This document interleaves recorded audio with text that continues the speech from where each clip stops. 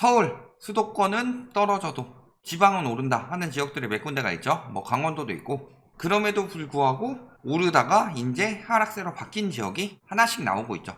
서울에서 가장 먼 지역이죠. 어디예요? 제주도입니다. 제주도 지금 부동산 꿈틀대고 있고, 이게 5월 기사죠. 아파트값 오르고 청약 경쟁 치열하다. 사실 제주도가 뜰 이유는 없습니다. 특히 아파트가. 왜?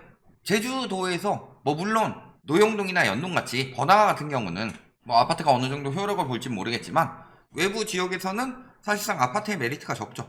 타운하우스라든가 이런 것들이 좀 인기가 있었는데 실거주로 아파트처럼 다닥다닥 모여 살기에는 자족시설이나 이런 부분이 부족하죠. 그러니까 뭐 연동이나 노영동 같은 데는 필요하죠. 거기는 관광지고 사람들 많이 몰리니까.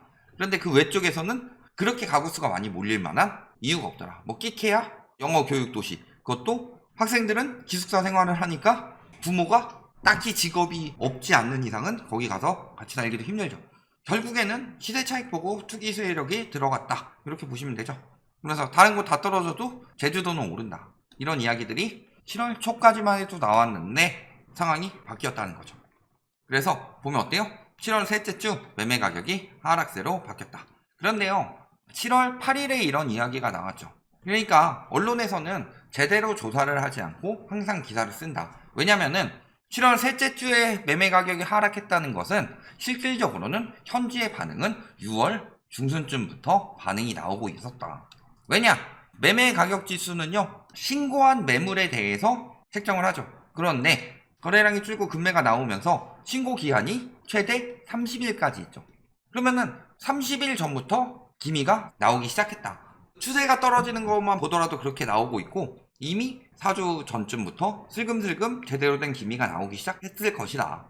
그런데 굳이 7월 초까지만 해도 그런 이야기를 하고 있다는 것은 팔고 빠지려는 거죠. 원래 고점에서 물리면요, 꽤 갑니다. 물린 사람이 바로 팔진 않거든요. 그럼 누가 파느냐? 그 전에 샀던 사람들이 조금씩 뭐 이윤을 남기든가 손절을 하든가 이런 형식으로 팔게 되겠죠. 그러면은 털고 나갈 수 있는 시간을 조금 더 벌어주면서 매매 가격을 높이면 무슨 일이 벌어지죠? 분양하기가 굉장히 유리해진다. 특히 아파트 같은 경우는 제주도에서 예를 들어 핵심지가 아닌 지역들에서 아파트를 분양하게 되면은 뭐 요양용으로 사시는 분들은 있을 테지만 실질적으로 경쟁률이 그렇게 높을 수가 없죠. 그런데 실거주 요건이 아니라 투기 요건으로서 집값이 오른다는 이야기를 붙여주면 어떨까요? 그러면 사람들이 경쟁이 더 몰리겠죠. 그래서 뭐 그들끼리 차익을 남기는 분들도 있을 테고 물리는 분들도 있을 테죠. 그러면은 그들끼리 그렇게 하는 게 중요한 게 아니라 핵심은 뭐다? 건설사가 팔아먹었다는 게 중요하다. 그래서 보면 어때요? 1순위 청약에서 청약이 마감된 주택도 계약 포기자가 나오고 있다. 이미 이런 상황인데 부동산이 살아나고 있다는 사실은 거짓이라는 거죠.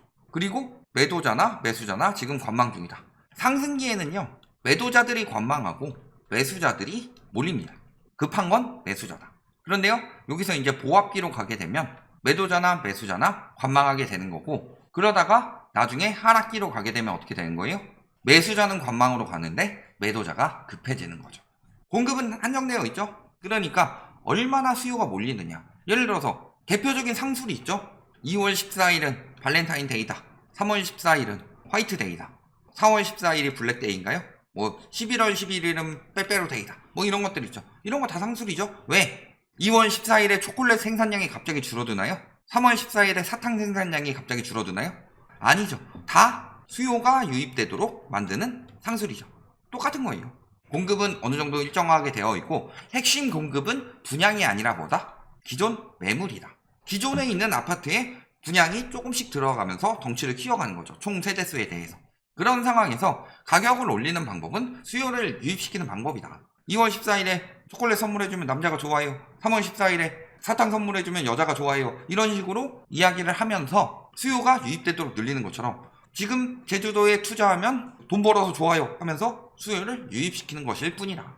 그래서 매매 가격 지수부터 보시면요, 지금 7월 첫째 주, 둘째 주까지 오르긴 올랐는데 그 전에 비하면 상승폭이 줄고 있었죠. 이미 징조는 나오고 있었다. 이렇게 올라가던 게 점점 더 완만해지고 있는 것을 보면 알 수 있다. 그리고 하락세로 바뀌었죠. 갑자기 이렇게 올라가다 이렇게 떨어지는 경우는 없다고 보시면 됩니다. 주식 같은 경우, 코인 같은 경우는 그럴 수 있어요. 하지만 부동산은 그럴 수 없다. 가장 큰 이유는 뭐예요? 환금성.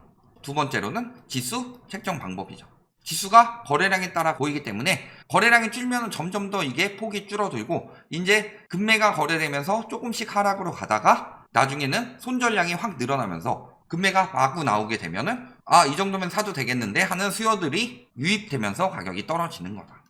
전세 가격은 한 주 더 빠르게 반응해서 하락세로 나타나기 시작했다. 전세가율 같은 거 보면은 전반적으로 조금씩 올라가는 추세였죠. 여기 뭐 7월에 확 튄 거, 서귀포 확 튄 거는 늘 말씀드리지만 통계의 변화다. 여기서 이렇게 좀 떨어지는 분위기였고 전세가율이 올라가다가 통계를 바꾸니까 떨어지는 분위기로 바뀌었다라는 것은 그 전에 통계에서는 전세가율이 올라가는 단지들이 많았는데 표본을 늘리니까 떨어지는 단지들이 늘어났다. 이렇게 보시면 되겠죠. 추세가 갑자기 이렇게 바뀐다는 거. 즉 어쨌든 전세가율이 지금 다시 가격이 오른다고 이야기를 하면서 떨어졌다는 것은 투자 메리트가 점점 더 사라진다. 투기꾼들 입장에서는 투자할 메리트가 사라지고 있다는 소리죠. 왜냐면 갭이 벌어지면 수익률은 줄고 초기 자본은 많이 필요하기 때문에. 자, 그래서 매매 수급 동향 보면 어때요? 자, 매매 수급 동향은 계속 떨어지다가 잠깐 튀었죠. 요때 막 이야기한 거예요. 여기 잠깐 칠 때. 근데 전반적으로 보면 팔고 있었죠. 팔고 있는데 가격이 올라간다는 거. 낚이고 있다는 거죠. 자, 매수 우위 지수 보면 어때요? 매수 우위 지수 역시도 왔다 갔다 하고 있지만 실질적으로 100 밑으로 내려간 지는 한참 됐고, 그리고 지금도 올라가고 있다고 보기에는 전반적인 추세는 하락으로 볼 수가 있겠더라. 크게 놓고 보면. 자, 그 다음에 외지인 법인 매매 거래량 보면은 법인이 개인에게 많이 넘기고 있다. 특히 누구 당선됐다 했을 때 많이 팔았죠. 그 전까지도 자, 이럴 때 늘어나고 있는 것들 왜 늘어났어요? 부동산 원에서는 항상 신고기간이 30일이기 때문에 이게 11, 12월이고 이게 5, 6월이죠. 그러면 11, 12월에는 뭐가 늘어난 거예요? 법인 양도세. 법인 양도세가 21년 1월부터 강화되니까 그 전에 팔든가 아니면 개인 명의로 넘긴 거고 6월에 뭐 있죠? 종부세. 근데 법인 종부세가 엄청 세게 때렸더라. 그러니까 그 전에 빨리 명의분할한 거다. 그러다가 지금 기회가 왔으니까 열심히 팔아치운 거죠. 외지인 매매 거래량 뭐 엄청나게 늘어나고 있는 것처럼 보지만 실질적으로는 많이 늘어나지 않았다. 몇몇 거래만으로 가격 상승세를 겨우겨우 명맥을 유지하고 있었을 뿐인데 그것마저도 꺾였다는 거죠. 아파트 매매 거래량 자 5월까지 그래도 슬금슬금 올라갑니다.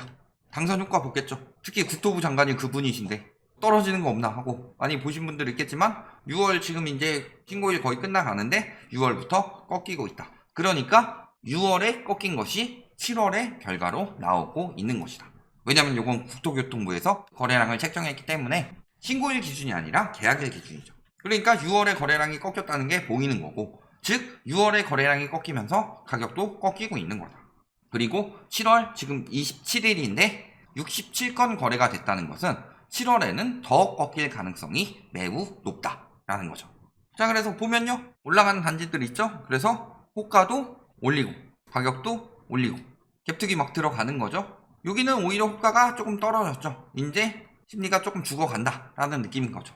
다만 이제 6월 이후 거래가 안 뜨고 있는 거고. 자, 전세가 올려가면서 올리고 있습니다. 자, 이런 단지들. 자, 가격이 이 정도 되는 단지들. 대부분 공시가격 1억 미만이죠. 이런 단지들은 아직도 전세가가 올라가고 있다. 그럼에도 불구하고 전세가격 지수가 하락세로 바뀌었다는 것은 전세가격이 높은 단지들부터 전세가격이 먼저 떨어지고 있다. 그 이유는 무엇 때문이다? 전세자금 대출의 금리가 인상되고 있기 때문이다. 그래서 그 단지들을 올리니까 이 단지들도 따라 올리는데 전세가격이 높은 단지들이 떨어지기 시작하면은 여기도 이제 따라서 차츰 떨어진다. 그리고 전세가격이 떨어지기 시작하면 매매가격도 장담할 수가 없더라. 자, 한 5억 정도 되는 아파트 5억 7천에 거래가 됐어요. 이게 올랐다고 보기에는 굉장히 의심이 가는 게 6월에 거래가 됐는데 지금 1월 매물에 5억 3천이 있고요. 5억 4천 이 정도였죠. 7월 넘어왔을 때 저렴한 가격이 굉장히 많다.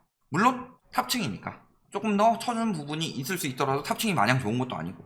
자, 그 다음에 노영동, 그 다음에 이도동 이런 데는 좀 중심부 쪽에 속하죠. 이런 데는 이미 떨어지고 있다. 그래서 7억 2,500 그리고 뭐 6억 5천 8억 갔던 단지들이 조금씩 떨어지고 있다는 거죠. 중심부부터 떨어지고 있다. 그래서 전세 가격 보면은 올라가다가 멈춘 상황이죠. 가격 좀만 나가도 올라가다 멈추죠. 서울 같은 경우는 이미 하락으로 가고 있는데 여기는 올라가다 멈추고 이제 하락세로 차츰 돌아설 수밖에 없더라. 뭐 제주도는 특수성이 있으니까 조금 달라질 수는 있어도 제주도에서 그 특수성을 이용해서 전세를 들어가려면 보통은 아파트로는 안 가죠. 자, 매물 어때요? 효과 받고 해서 제주도 뜬다 기사가 나오고 있을 때 오히려 매물이 늘어나고 있더라. 비싸게 팔아서 띄우려고 하는 모습들이 보였더라. 월세는 좀 늘어나고 전세는 좀 빠지고 있죠. 전세 매물이 빠지고 있음에도 전세 가격이 떨어지고 있다는 것은 그만큼 부담이 커지고 있고 빨리 전세를 저렴하게라도 맞추고 있는 거다. 미분양은 엄청 늘어났습니다. 1000건 넘어갔어요. 그리고 공급도 적지 않죠. 공급 부족은 아니라는 거죠.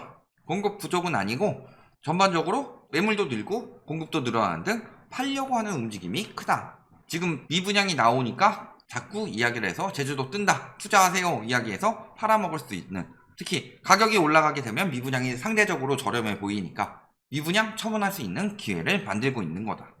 자, 분양 계획도 계속 나오고 있고 지금 뭐 8월에 또 분양, 7월에 계속 분양도 이루어지고 있다. 이게 앞으로 처분하기 힘들어지는 상황이 되고 있죠. 자, 거기다가 뭐 수익형 호텔 말할 것도 없죠. 코로나 거리두기 풀리니까 들썩들썩 한다고 그랬는데 경매에서 줄줄이 유찰되고 있고 유명 호텔 자리 아파트로 바꾸고 있고 관광호텔 문 닫고 아파트 들어선다. 요거 보면요, 심지어 제주도인데 수익형 호텔 왜 조심해야 되는지 답이 나오죠. 수익으로 그렇게 올릴 수 있는 게 한계가 있으니까. 거기다 우후죽순으로 들어오면 경쟁률 더 높아져서 수익률 더 떨어지고 손해만 잔뜩 나게 생겼어요. 그러니까 지금 부수고 아파트 짓는 이유 뭐예요? 수익형 호텔이 들썩들썩 이야기하고 있는데 아무도 안 들썩대니까. 당해본 사람들은 한둘이 아니고 예전보다 지금 미디어 전파가 좋아졌죠? 그래서 예전엔 지주택 속는 사람들, 수익형 호텔 속는 사람들, 기획부동산 속는 사람들도 지식이 없는 층이 보통 젊은 층 아니면 노년층이죠. 그런데 노년층은 몰라도 젊은 층들은 미디어들을, 특히 뭐 유튜브나 포털 사이트처럼 미디어들을 많이 접하다 보니까 안 되는 걸 아니까. 그러니까 멍청이들만 가서 속는 거예요. 저기 부동산 강사가 와가지고 요거 사면 돈 벌어요 하고서 강의를 엄청 뛰어가면서 이야기하면 멍청해가지고 사가다 당하는 거 말고는.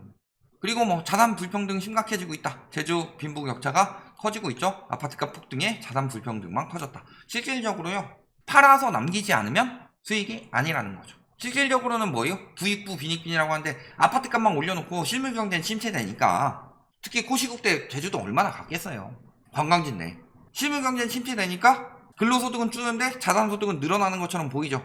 물론 이건 미실현 이익이죠. 그래서 생겨나는 문제들이고 이게 곧 정상화가 되어가고 있더라. 순자산 증가율 제주가 짱이다. 왜 짱이에요? 실물경기는 안 좋은데 누가 가격을 엄청 띄우고 있다는 소리죠. 그게 거품이 심하다는 소리고, 보시면 뭐 이런 이야기들 나옵니다. 불평등 지수도 굉장히 심하다. 아파트의 가격 차별 이런 말들 하고 있는데 뭐 말이 좋아서 가격 차별하지 가격 거품이죠. 그래서 일부 지역의 가격 거품이 굉장히 많이 꼈다. 이렇게 보시면 되겠더라. 결론, 제주도 하락 지표가 나왔다는 거죠. 이거는 매매 가격 지수, 전세 가격 지수가 직접 떨어지는 게 나왔다. 그리고 보통은 그 전에 기미가 나왔는데 보여주지 않고 계속 선동만 했던 거죠. 그런데 실질적으로 보면은 미분양도 늘어나고 있고 경기가 좋지 않다. 실수요들이 거주할 만한 곳이 그렇게 많지 않죠. 그런데도 뜨나. 그리고 실수요들이 거주가 많은 지역들은 오히려 거품이 껴서 가격이 빠지고 있는 중이고, 실수요 거주가 없는 지역들, 많이 생기기 힘든 지역들, 그런 데를 띄우고 있는데 황금성이 없어요. 그러니까 매우 위험하다. 여기까지 말씀드리겠습니다.